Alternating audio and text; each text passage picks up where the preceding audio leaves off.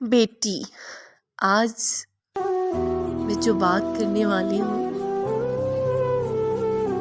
बेटी इतना खूबसूरत लफ्ज़ है बेटी, और इतना खूबसूरत रिश्ता भी है बेटी। और एक औरत, मैं कहती हूँ, बनती उस टाइम है जब वो एक माँ बनती है, वो भी स्पेशल एक बेटी की। तब उसको एहसास होता है कि औरत क्या है या एक बेटी क्या है। तो आज मैं जो कुछ भी बोलूँगी एक बेटी के लिए, एक औरत के लिए बात करूँगी। ये मर्द के लिए कहा जा रहा है, क्यों देता है, दुख की बात हो रही है, गम की बात हो रही है।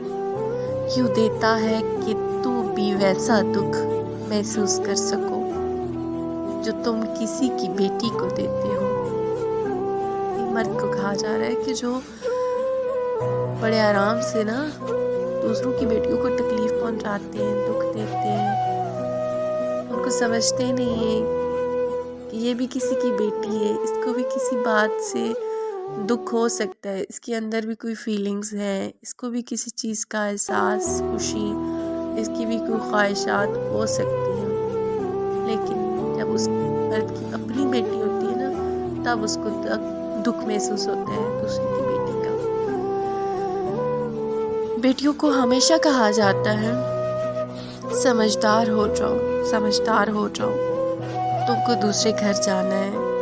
काश कोई बेटों को भी कह दे कि सयाने हो जाओ, कोई तुम्हारे लिए अपना घर, अपने माँ बाप सब कुछ छोड़ कर आएगी।